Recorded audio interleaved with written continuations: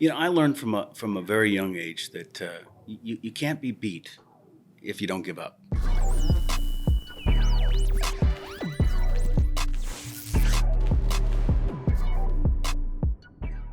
On today's episode of Rise, Grind, Repeat, we talked to Jason from Green Mountain Grills. Talk about how he took his dad's idea and turned it into a brand. Let's dive right in.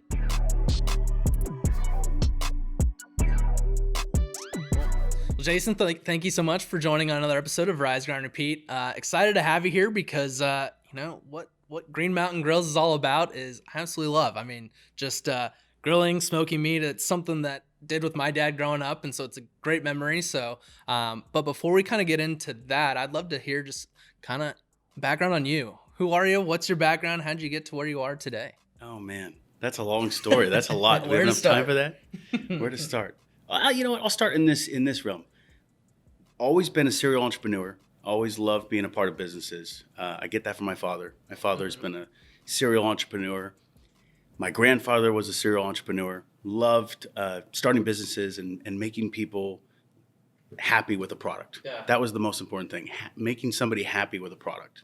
And when my father started tinkering around with this pellet grill thing, he started really doing some of the right things that needed to be done for people to get more excited about pellet grilling. Yeah.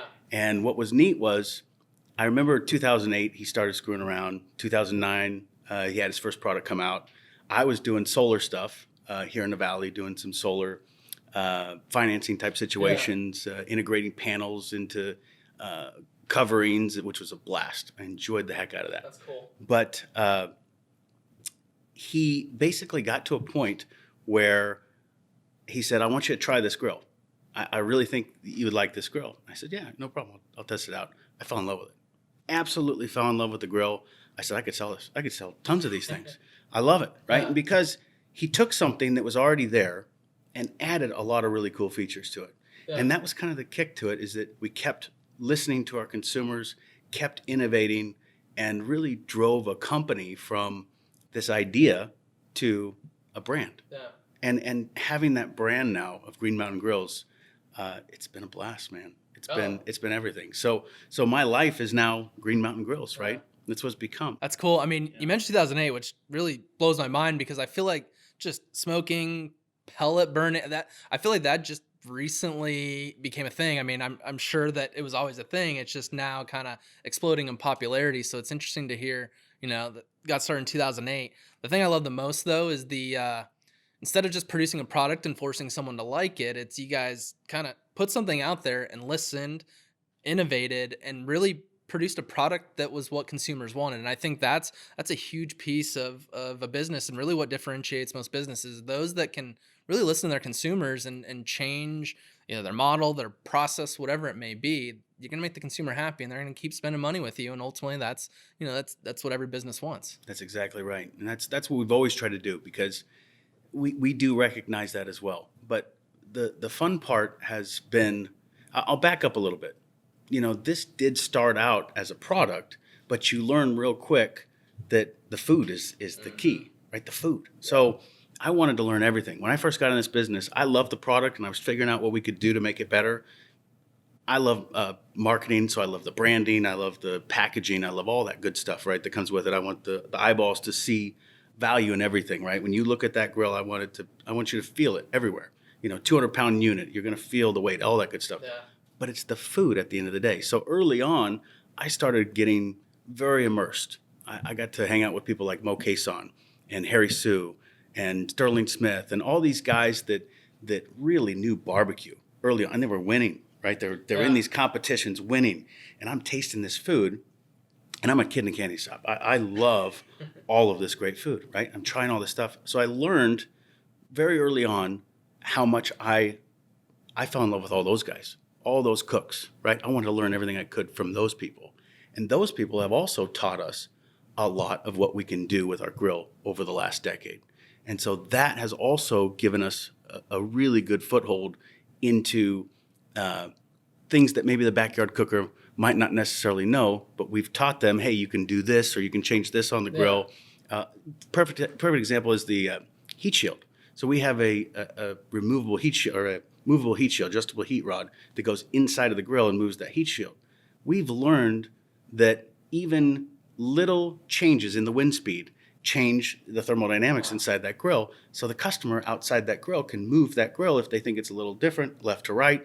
Little things like this blow your mind because it is all about the customer and how the experience is for them cooking that food. It's funny because you run into some people that are like that, all for what, how can we make this better? Just all about what can you tell me? How can we innovate better? But then you have some brands, some companies that are like, well, we hear you, but we're stuck in our own ways. I mean, do you think one way is better than the other, or? Gosh, it's all about listening. It really is. I mean, I think that there are companies that have engineers that they tell you the way it is, and I see that in some product releases, right? Sometimes you see a product come out and you go, gosh, that looks beautiful, but it doesn't work right. Yeah. Well, it doesn't work right because, unfortunately, it had a lot of engineers working on it, didn't have real people testing it, right? You didn't get real life experience, real in-depth, real life experience from a backyard cook, from competition cookers.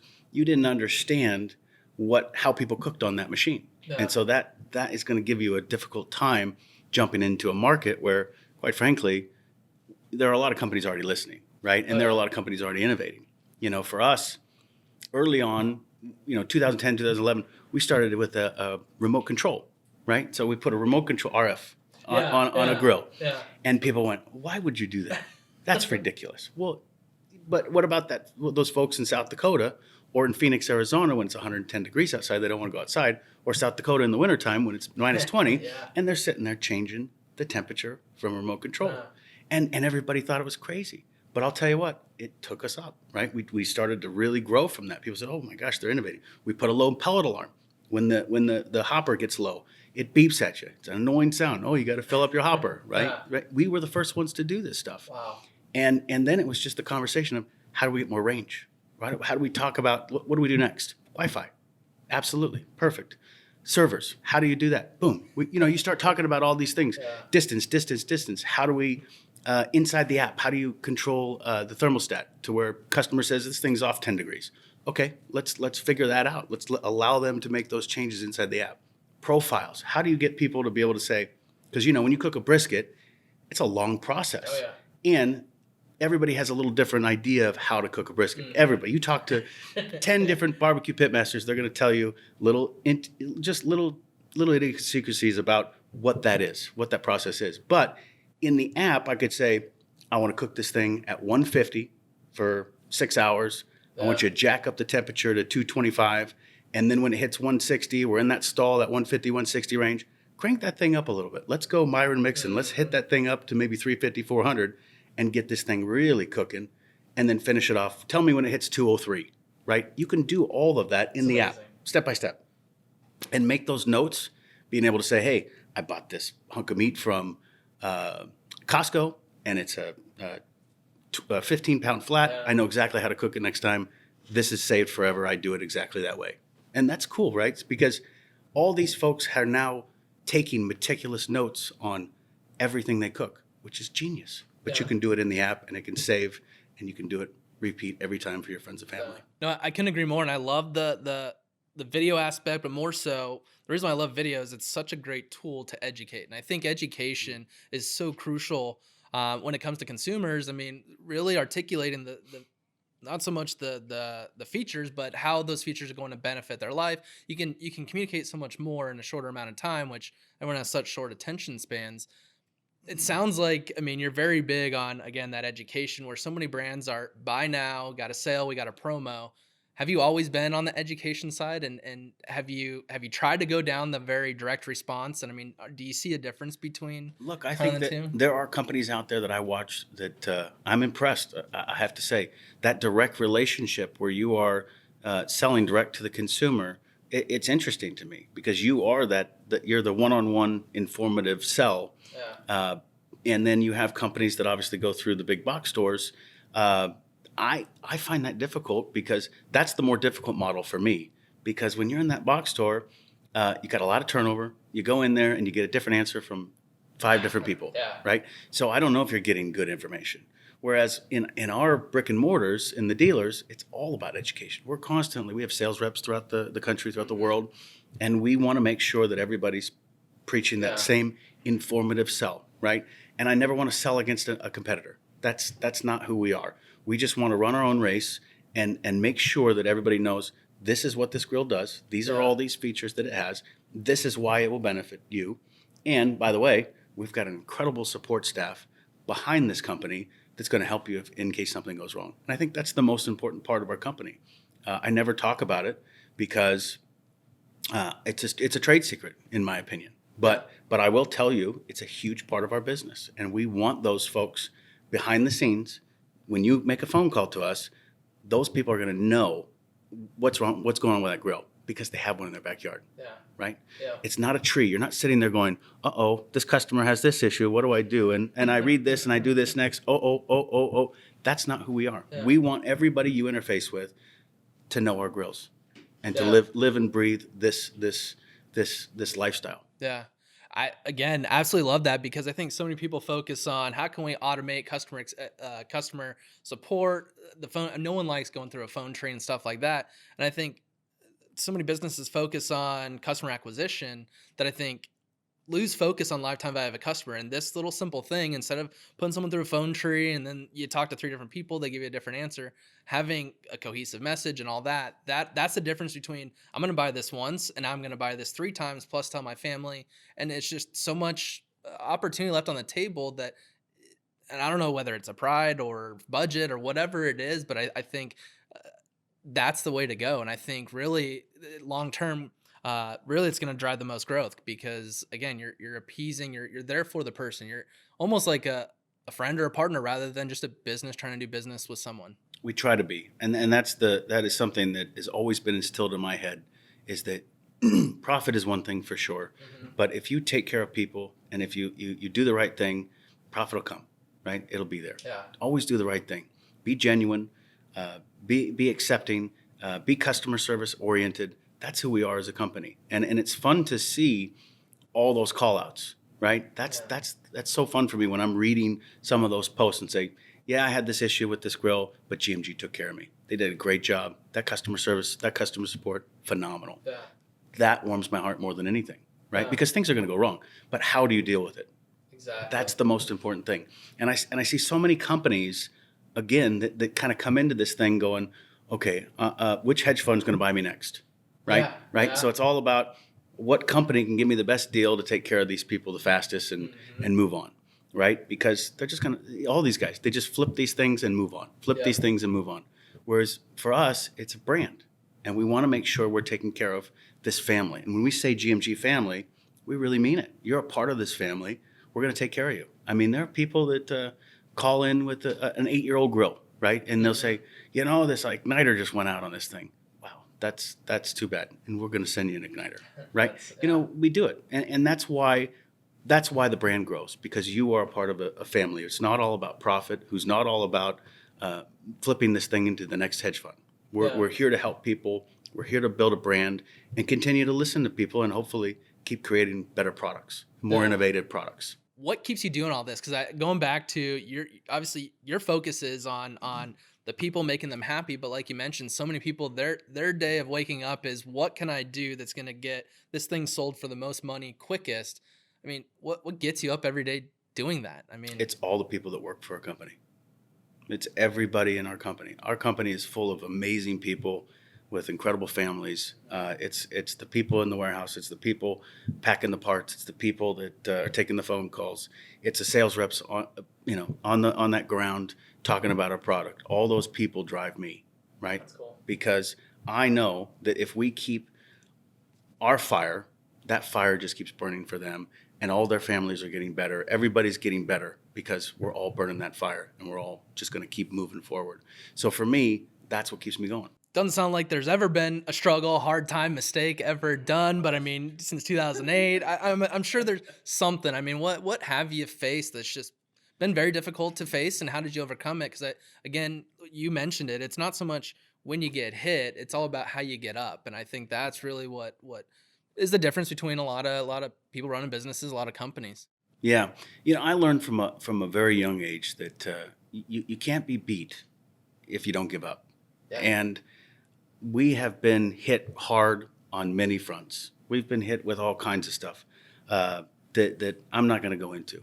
but it's been very tough, Yeah. right? There are some details in what some of the things that we're dealing with right now that are extremely difficult for all of us.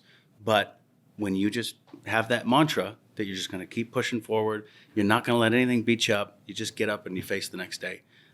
That's the key to everything. But look, there even now with shipping issues, right? I mean, my goodness, all the thing you would think we just got out of this COVID thing, right? Yeah. COVID just kind of at least is dipping. It's going away a little bit, and we thought, okay, now we can start focusing on things. And then you get hit with here's another issue. Guess what? You're not getting product. Great, So last year it was the same thing, but it was because there was demand.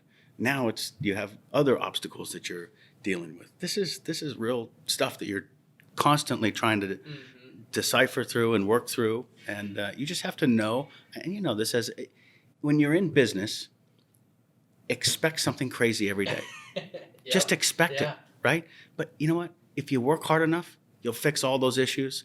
You'll get through anything. Just work as hard as you possibly can. Yeah. That's the key to everything. I watched I saw a quote from Elon Musk the other day, and I loved it.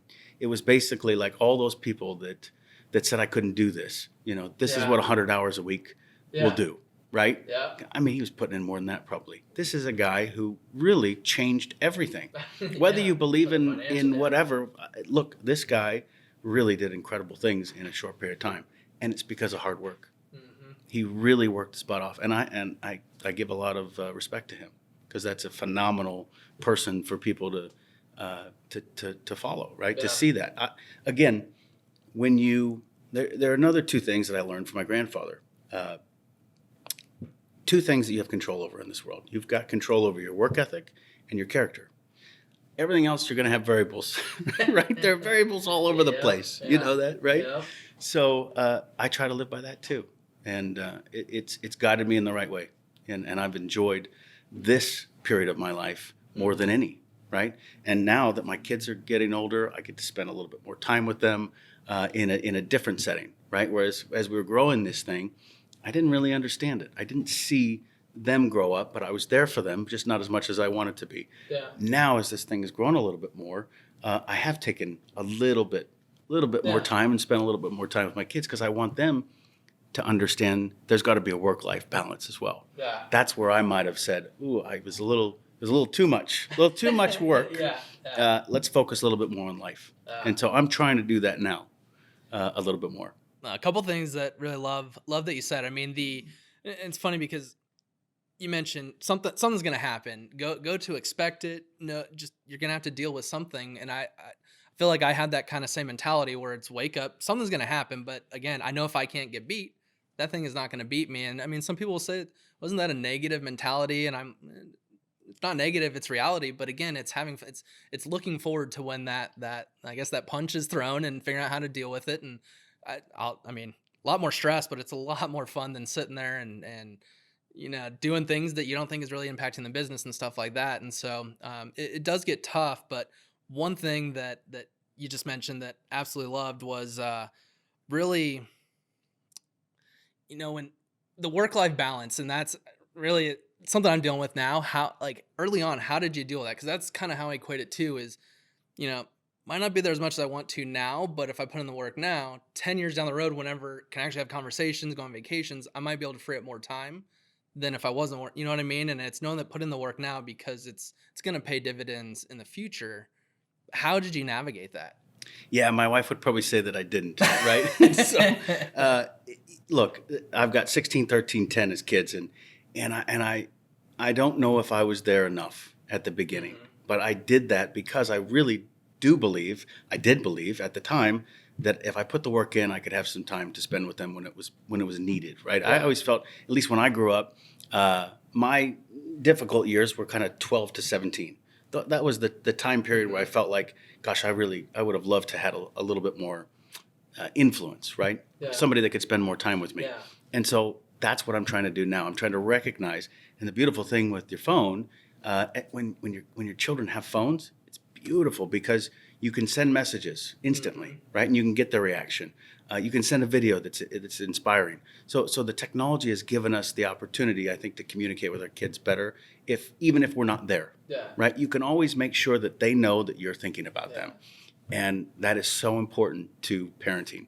I'm not telling you I know what I'm doing. I'm just saying I believe my kids are all good kids because we are communicating. Yeah. And early on, I wasn't there as much, but I'm not sure if that was as imperative as it is right now. Yeah. And that's what I'm trying to balance is like, some people say it's probably be there more, but I'm like, well, if I got to pick and choose, what's going to be the most impactful to be there, least impactful for not being there, stuff like that. And I think to your point, it's letting them know that you're there, because it's like at the same time, you could have a parent that's next to them all the time, but on their phone, not communicating. And which one is better? You know what I mean? What's more of a positive impact? Not being there physically, but being there mentally, or being there physically, but not there mentally. And that's, don't want to get too deep, but do you ever like regret not spending as much time, or like how do you feel now about it? Sometimes I do, because I missed a lot of moments, right? I mean, we built this business in a decade of period of time there, where I can honestly say that 7 or 8 years there I was not there. I wish I were there more, but I've focused more on the technology side, use that to my advantage to bridge a little bit more with my kids and love a little bit more and show them that I care deeply, and I want them to know that I'm there for them. So I probably came a long way in the last 2 or 3 years to gain a little bit more attention from them, which has been it's been a beautiful thing. But I could tell just by you'll see just by their attitude around you, things change, and you're their father. Right? Yeah. They're going to change. They're going to love you as long as you love them, as long as you encourage them, as long as you teach them, right? And you show, like you said, don't be sitting there on your phone when your kid's trying to ask you a real life question. But I mean, I think that the other side of it too is when you give them real life tools, they apply them to their life. They go, "Oh, Dad was right. Look at this. This helped me get through this." Yep. Right? Yeah. Right? So it's a great thing, and business is a phenomenal thing. Being in business for yourself is a phenomenal thing, but it's very difficult. It is a hard thing, because if you do it right, you're going to have to work really hard. You're going to have to sacrifice some things. And you're going to have to miss some things. Yeah, that's life. Yep. No, totally agree. And I mean, I'd be lying if mentioned that it doesn't go through my head, because I grew up playing baseball, always at the field or at the gym 6 in the morning. Some early mornings, late nights, I've always done that. But ever since having, a little one, starts to get in your head a little bit more. But, it's I'm kind of on the same page as you, is work hard now. That way you can create more freedom, more opportunities to own your own day, so you can spend more time during those times whenever, they almost need you more. It's like, only there's a time in their life where they need you more or less, but I think it's more impactful probably in those teen years and stuff like that. Absolutely. I always had that dream of when the kids go to college or when they move away early on, to be there early on, right? Spend some time with them, make sure they understand. That's something that all of us, I think, need to do a little bit better job of, is not being that helicopter. And I don't mean that as a negative term. I just mean you got to teach your kids that this world is a little rough, and you're going to come across some very difficult things in this world. You're going to come across people that want to basically destroy you and step on you and take your business away. Be ready for that, right? Be ready to just know that not everybody's perfect. Yeah. It's not all perfect out there. Yeah. So I think that's an important lesson to learn, to teach anybody, right? Oh, yeah. Because we need more entrepreneurs. We need more people going out there and figuring out how to change whatever, right? Yeah. We need that. And I think that if you don't understand early on that you're going to get knocked down, or you don't understand how to get up, that's a problem. We're going to lose those entrepreneurs. Yeah. We need kids to get knocked down and understand how to get knocked down and get back up. Yeah. You've been doing this for, since 2008, like you mentioned. You work with a lot of smaller businesses. How do you think the world or the landscape of entrepreneurs is going? I feel like there's a lot more younger entrepreneurs, but also in the last, since 2008, since that financial crisis, there hasn't been a whole lot of craziness other than COVID, which one would argue economics somehow got better after that. But what is your feeling on the overall pulse of just entrepreneurs, small businesses, business in general? Again, I think it goes back to some of these kids that I'm seeing are just they're a little a little weak on just being okay with failing. It's okay to fail.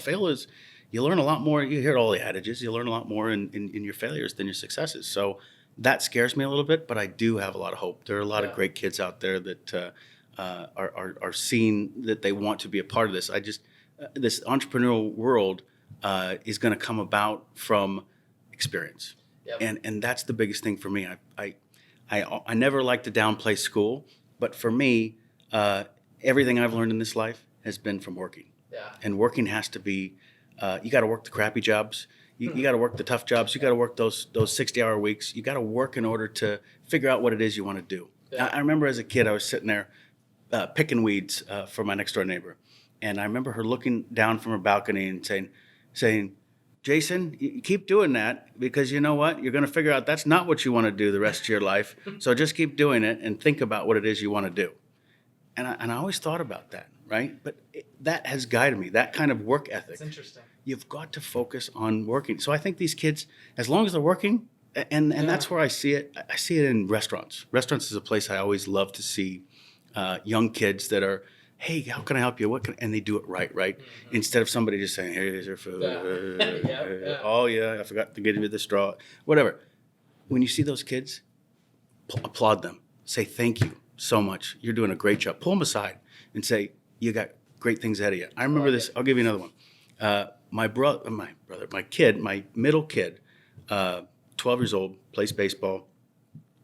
Him and three of his teammates, I took him home through the front door, and they were all coming in because all their moms were hanging out at my house. And I brought them in the door, picked them up from a practice late at night, and the first three went in, and the last one held the door open for me. And he said, "You first, Mr. Baker." And I looked at that kid. I said, "Get over here." I said, "That kind of attitude is going to get you in a lot of great places." And I started to tear up because I know that's going to get him to a lot of great places because he's not being selfish and he's doing the right thing. He's being genuine, right? All those great things. And then I went to his parents and said, "Good job. Great job." Yeah. I need more of that because I think it's identifying and acknowledging is going to continue that type of behavior. Which is Yeah, those are your entrepreneurs. Yeah, those are your kids that are gonna push the limits. They're gonna dream big and they're gonna do great things. Yeah. Right. Yep. Yeah. Well, maybe we can get rid of 8th place trophies and that'll help. Don't get me started. I didn't know they made 15th place trophies, Greg. And there's only 14 teams. Crazy. Absolutely. Crazy world. But I mean, you guys have always been ahead of the technology curve, really listening to, your customer base and really thoughtful of how you guys move forward. A lot of people like to focus on the 2-year, 5-year, 10-year plan, which we all know when COVID happened, that all can get erased in a matter of hours. What are you guys working on now that you guys are trying to accomplish maybe in the next 3 to 6 months, not only as a business, but what are you trying to accomplish? Yeah, as a business, we're trying to change the industry, right? We are trying to create something that nobody's ever seen before. That's always our focus, right? What can we do that everybody's going to go, "Oh my gosh, look at Green Mountain Grills, they innovated again," right? And we're a small company, right? We try to get out there, but we don't get out there as well as some of the larger players in our marketplace. But we like to be seen as those innovators, as those people that do listen to their consumers and make good products. So that is going to be a next step, and you're going to see some really cool stuff from us, I think, in the next 2 or 3 years down the road that are going to really focus on doing things completely different. That's cool. Right? Just thinking differently, taking everything and going, well, this is what we learned here. What can we do next? And we're doing that, and we're having fun doing that, and you'll see more from us to come. We're never going to stop innovating. But for me personally, I want to enrich the souls of my employees. I want our employees to feel stronger about themselves. I want them to work harder on themselves. I want them to get better at being happier, right? Because that's a piece of the puzzle too, where I have not had an opportunity to put as much time as I wanted to in our employees, right? And so that's a fun part for me. I love being able to spend some time with the employees and know what's going on, and because all that affects everything, right? And that is something that I'm trying to do personally with my own family, with everybody around me, with friends, trying to spend more time again, right, with people, because it's been go, go, go, for so long that it's time to kind of sit back and go, how do I give back a little bit? How do I help these folks grow? And I feel like I've been very blessed. I've had a lot of great opportunities in my life to do a lot of great things, and I've had fun.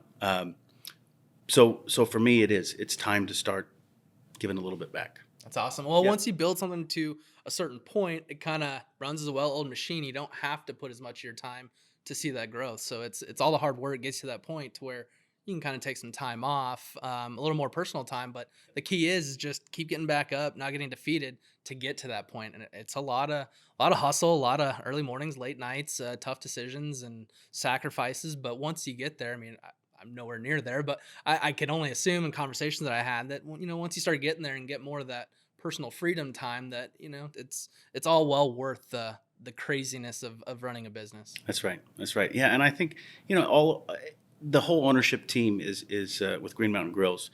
We're all so focused on the growth side and so focused on the innovation side that sometimes it has been that those times where you just go, gosh, we got to remember why we're doing this, right? You got to look back a little bit and say, has anyone been fishing lately? Has anyone done anything fun lately? And nobody's done anything fun. You're like, okay, we got to step back here. We've got to figure out how to delegate a little bit better. We've got to be more efficient. We've got to. So we're doing that. Yeah. I think that's happening. But at the same time, we're also all very focused on what's next, Yeah. right? What are we gonna Yeah. What are we gonna release next? What's gonna be the next coolest thing that everybody's gonna go? Because you want that. That keeps that fire going as well. Absolutely. That feedback from the consumer. Absolutely. No, it'll be fun to see what you guys are coming out with. I'm excited to see that. And I mean, you've been doing this, you know, quite a bit. Just love your mentality, love how you approach. I mean, just the day to day. I mean, learned quite a bit even just in our conversation for, you know, either someone that's younger, anyone that's just starting off as an entrepreneur, just starting their own business. I guess what's one big piece of advice that you'd have for them? Have a team. Have a great team. Don't do it by yourself. You got to have great people around you. You got to have everybody's got to have talent, right? You've got to have the vision, and you got to have somebody that can execute, right? You've got to be able to make sure that you have all those pieces. You've got to have the great finance person, the bank person, right? You got to have the innovator, and then you got to have the implementer, right? Yeah. You've got to have somebody that can actually deliver, right? So I think anything I would tell anybody is, don't ever put yourself in a situation where you think you can do it all. That's going to be very difficult for you. That'd be the key. Not going to get anything done nearly as good as you can, and it's stressful. Right. It's not. That's right. It's not fun. Yeah. This has been great, Jason. You know, if someone's looking to get a new grill, where can they find you guys at? The easiest thing is greenmountaingrills.com, and punch in your zip code, and you'll find a local dealer near you. That's awesome. Yeah. Jason, thank you so much for your time. Dustin, thank you, man. This was a blast.